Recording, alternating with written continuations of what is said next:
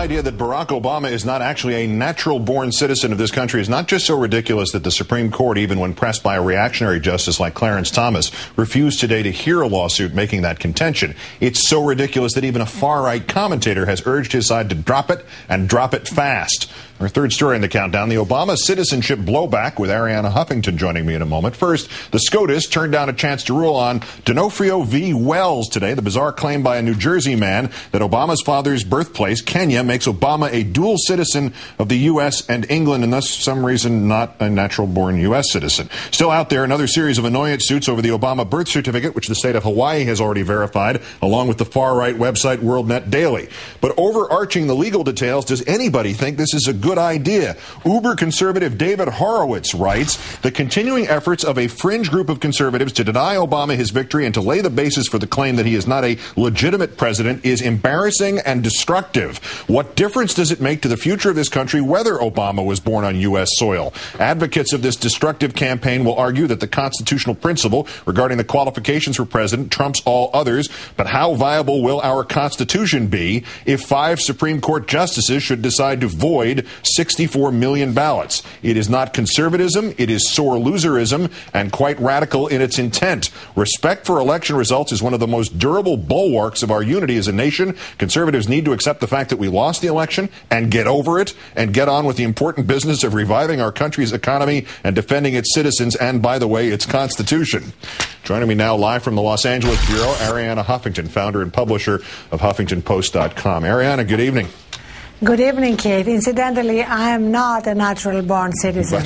And it's a huge difference, obviously. But this is the first time that you and or I have ever agreed with David Horowitz. But he really expressed one element of this perfectly, and I'm startled to say I'm proud of him for doing so.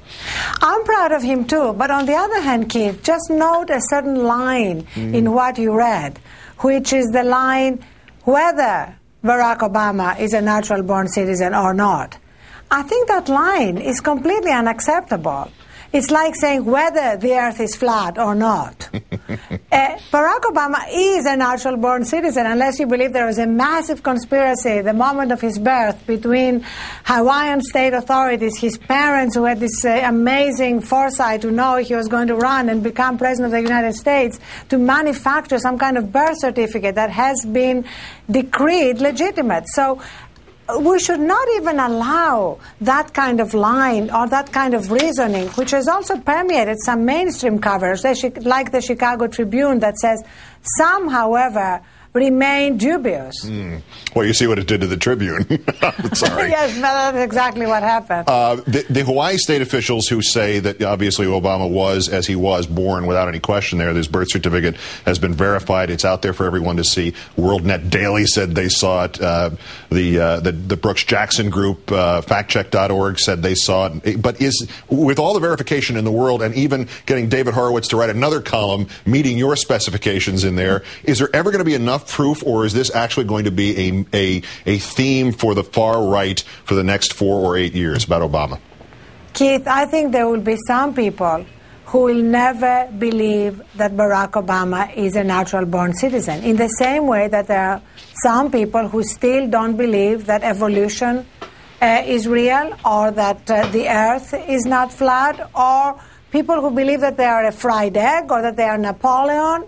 They normally, though, tend to be in institutions, and we don't spend time discussing them. And that's the difference here. So I think we actually have a responsibility to not give them much airtime, if any, and to actually acknowledge that this is one of those few cases in life where the truth is solidly on one side and there is no other side.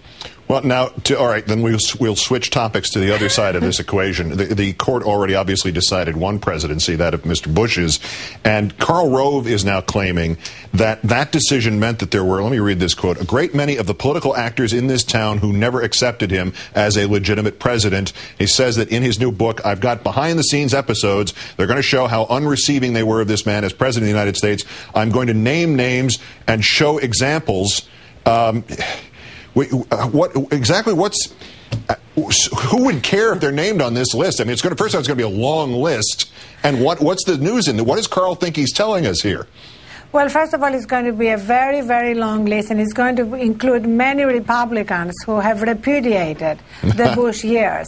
But right now, Karl Rove is kind of following Orwell's line that he who controls the past controls the future, and he's trying to rewrite it in some way and try to salvage something from the Bush legacy. It's going to be a very, very, very tough job, and I think that even Karl Rove, who tried to rewrite the future already, remember he was on Charlie Rose telling us that it was the Democrats who wanted to go to war in Iraq. So he's tried at many different points during the last almost 8 years to ignore the facts and present his own reality. But I think it's getting harder and harder to live in a Rovian universe. Especially because now he's taking a point that obviously negates his first point, which was that the Bush administration has been successful. Now he's essentially saying, well, it couldn't have been successful because he was picked on because some people thought he was illegitimate.